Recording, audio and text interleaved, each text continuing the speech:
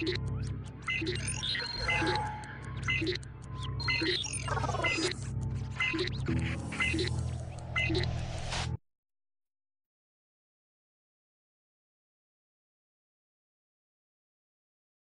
yang menyebabkan hilangnya ataupun barangkali jatuhnya pesawat itu. SAR dengan semua unsur yang sedang melaksanakan tugas pencarian pesawat beserta penumpangnya ini. Telah dilakukan oleh Basarnas. Informasi terakhir yang kami peroleh, memang saat ini tim yang tadi telah utama memang belum berasnya hantaman pesawat ke lereng pesawat kondisi pesawat. Tim SAR pun harus memilah puing pesawat untuk menemukan korban. Indonesian rescuers claim there's no hope for survivors after a Russian air. Dan juga tebing yang Evakuasi dari korban. Jenazah korban jatuhnya pesawat Sukhoi Superjet 100 saudara direncanakan dibawa akan dibawa. Ada sekitar 46 penumpang yang ikut dalam pesawat tersebut. Mereka diantaranya Presiden mendatangi satu persatu keluarga itu dan menyampaikan rasa duka citanya.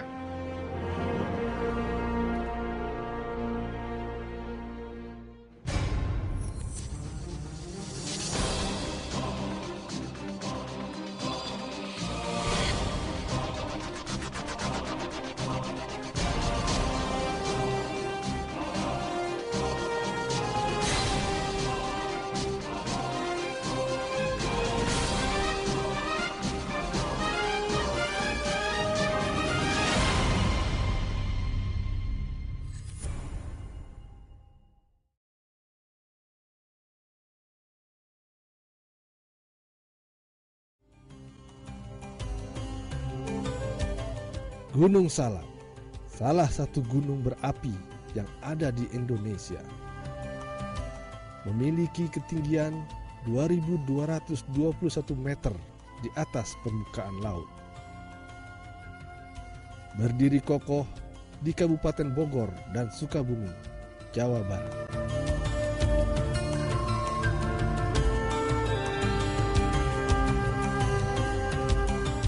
Panorama yang indah serta kesejukannya membuat Gunung Salak menjadi salah satu lokasi favorit bagi para pendaki gunung. Namun siapa sangka, di balik kecantikannya, Gunung Salak menyimpan banyak kisah duka yang menyelimutinya.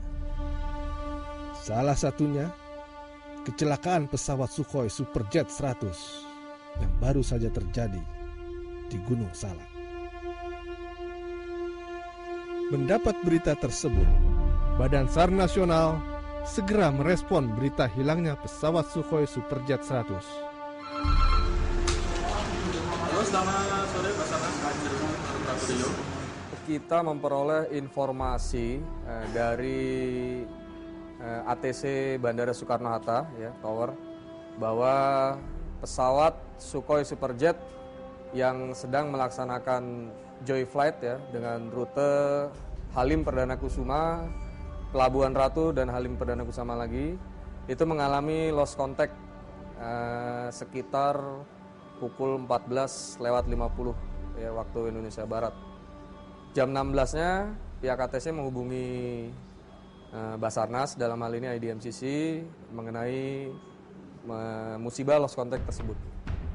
Kita lakukan Prekom-Exkom, ya, untuk mencari kebenaran, lalu data-data yang terkait dalam hal persiapan perencanaan search and rescue-nya. Musibah ini menghentak dunia penerbangan. Badan SAR Nasional mengaktifkan operasi SAR gabungan yang terdiri dari berbagai elemen, yaitu TNI, Polri, Pemda, dan potensi SAR lainnya untuk melakukan pencarian lokasi jatuhnya pesawat Sukhoi Superjet 100 melalui jalur darat dan udara. Tanggal 9 Mei 2012, kurang lebih pukul 16.30, saya dapat informasi dari Com Center bahwa telah terjadi musibah pesawat Sukhoi Superjet 100 itu hilang kontak. Kejadiannya sekitar Gunung Salak.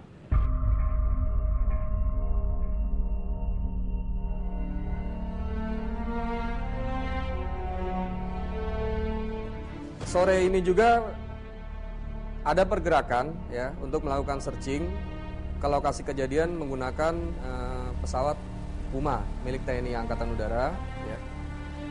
Karena lokasi di tempat diperkirakannya kejadian itu cuaca buruk sekali, akhirnya kita kembali ke pangkalan ya. Namun pada malam hari ini juga tim SRU melalui darat tetap berjalan menuju lokasi ya. Diperkirakan mereka akan menaiki melalui jalur posko Cidahu untuk malam hari ini juga. Itu ada pergerakan dari kantor SAR Jakarta Bandung ya, dan Basarnas pusat sendiri ikut membantu dalam melakukan pencarian ya melalui jalan darat malam hari ini juga.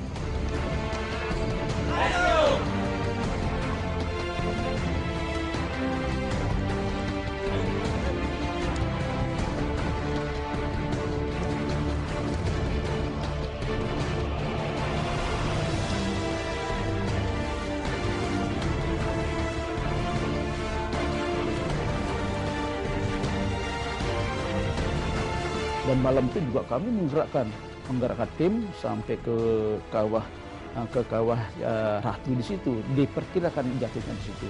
Ternyata pada malam itu juga kami tidak berhasil menemukan dan akan dilanjutkan operasi besok. Nah ternyata dari Kepala Badan SAR Nasional memberitakan minta bantuan kepada ATS untuk menggerakkan pesawat pada saat itu.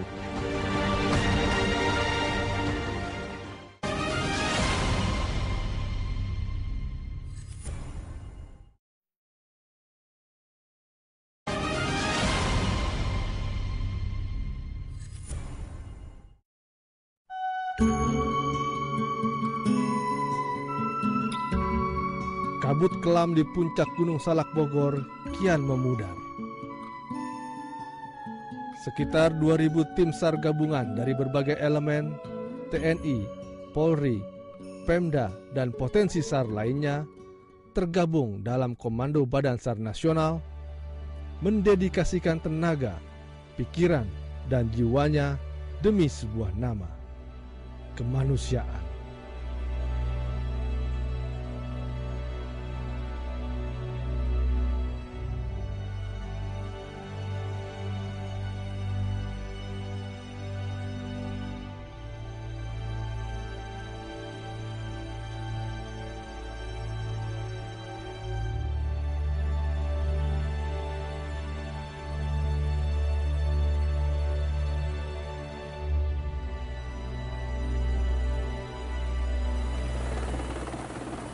Yang kami berangkatkan pertama adalah pesawat Super Puma.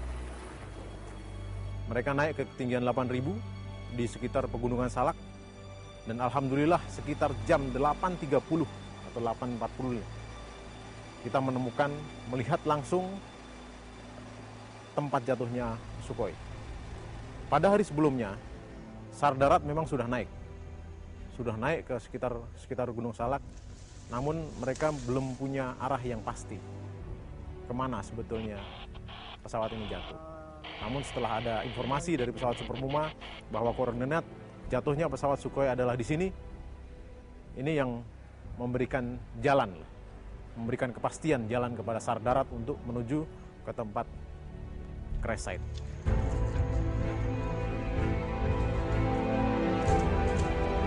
Pada posisi 2066, tim Alpha melaporkan telah melihat pesawat yang jatuh. Jadi saya langsung yang saat itu menerima informasinya dari tim Alpha, yang pada saat itu tim Alpha dipimpin dengan komandannya adalah Pak Sudarmadi. Jadi Pak Sudarmadi pada pukul 18.00 melaporkan pada ketinggian 2066 posisi pesawat yang hilang terlihat di sebelah kanan dari Sungai Ciapus.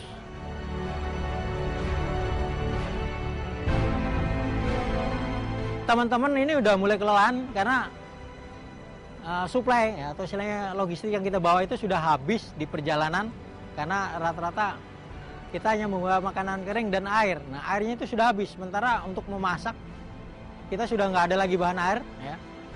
Nah, saat itu kita untuk meminimalisasi pengeluaran energi kita istirahatkan.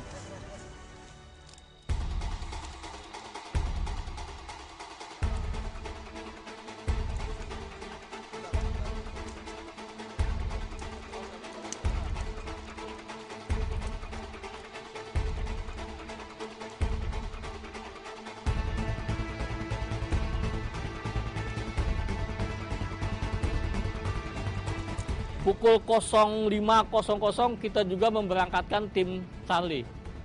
Tim Charlie itu saat itu dipimpin dari Basarnas oleh Pak Andriansah. Saat itu dia personil dari kantor SAR Jakarta.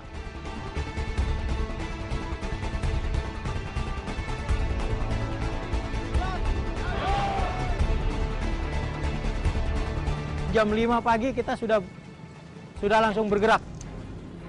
Jam 5 pagi sudah langsung bergerak, itu sudah kelihatan crash site, saya laporkan termasuk koordinat dan detailnya, crash site-nya. Kemudian saya teruskan perjalanan. Ternyata dari lokasi saya sampai ke crash site, itu kira-kira 5 jam perjalanan.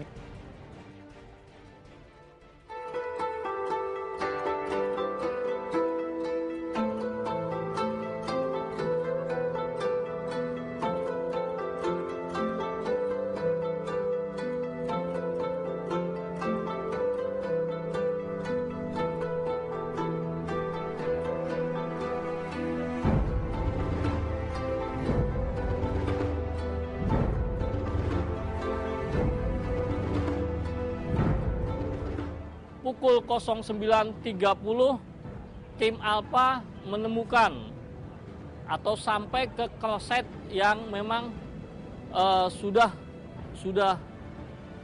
porak-poranda. Dan kita minta untuk tim-tim yang di atas segera mengisi kantong-kantong mayat dengan paket-paket yang ada. Akhirnya tim Alpha sempat mengumpulkan 12 kantong saat itu, tapi yang bisa dinaikkan hanya sampai 6 kantong. Dari top ke crash site itu kira-kira kita bentang sekitar 100 meteran tali ke bawah. Ya. Kemudian teman-teman membantu memunguti jenazah itu, masukkan, kemudian di-pack, kemudian mereka naik, istirahat sebentar, kemudian bantu turun, dan pasukan-pasukan lain membantu mengangkat yang sudah di-pack tadi naik ke atas.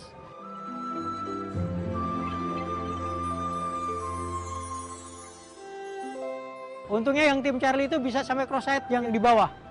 Kalau kita, tim Alpha itu di atas ya, dari top, dari puncak ketinggian 2210 itu kita hanya sampai sekitar 300 meter. Dari atas sampai ke bawah yang bisa kita jangkau. Yang sampai di crash site bawah itu hanya tim Charlie.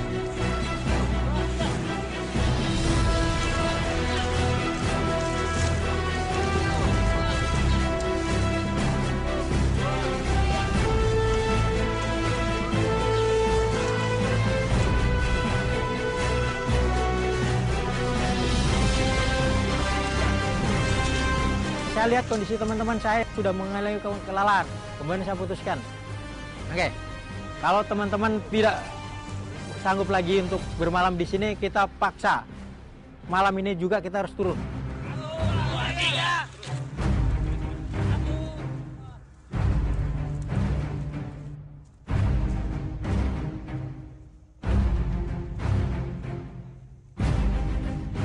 Teman-teman yang di Charlie itu sampai dengan mudah harus membakar ban untuk menghangatkan badan. Mereka sudah minum infus, sudah makan hati pisang sama lain-lain karena memang sudah tidak ada lagi makanan.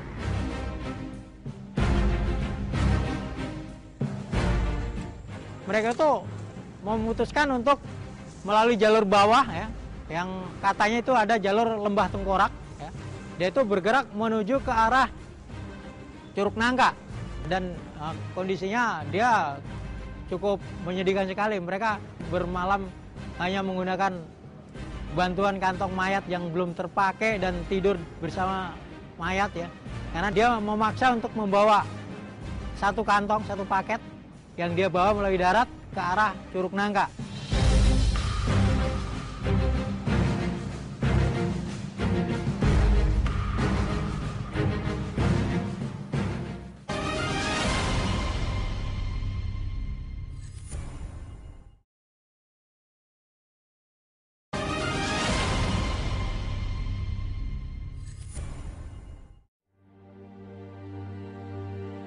Tim darat yang masuk ke sana, kita instruksikan untuk membuat helipad.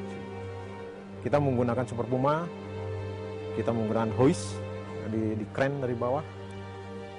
Super Puma hover mengambil jenazah yang sudah dikantong. Kemudian kira-kira hari keempat kami bisa mendarat di situ. Akhirnya helipad awal kita terbuka di sana. Jadi supaya nanti dengan helipad ini kita bisa dropping logistik dengan pengangkatan jenazah dari ketinggian 2210. Setelah helipad jadi, saya bisa mendaratkan Super Puma di ketinggian 7200 untuk lebih efektif lagi. Kalau kemarin kita hanya mengambil kantong mayat 1 atau 2, begitu kita bisa mendarat di situ, langsung 9 kantong mayat yang bisa kita angkut ke pos Cijeruk.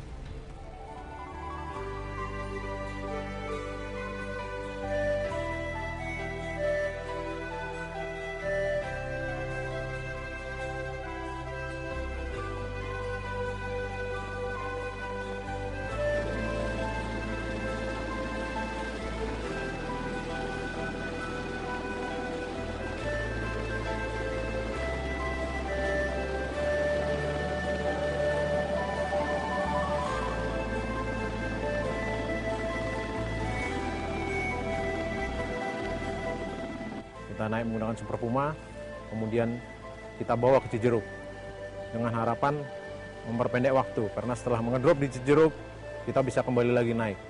Dan dari Cijeruk dibawa oleh pesawat-pesawat kecil yang sudah kita siapkan tadi, sehingga mereka pesawat-pesawat kecil ini yang nyorti untuk membawa kantong jenazah dan barang-barang berharga milik korban maupun barang-barang berharga yang digunakan untuk investigasi oleh KNKT dibawa ke Halim.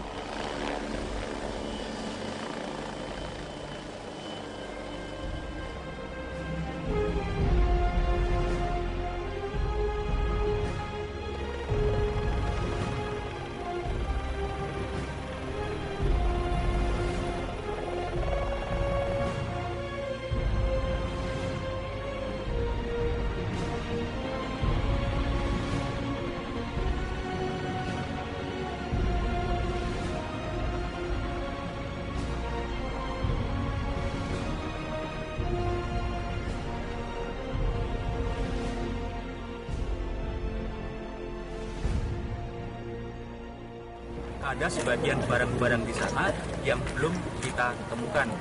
Untuk Anda ketahui bahwa kondisi ekor pesawat tidak seperti bayangan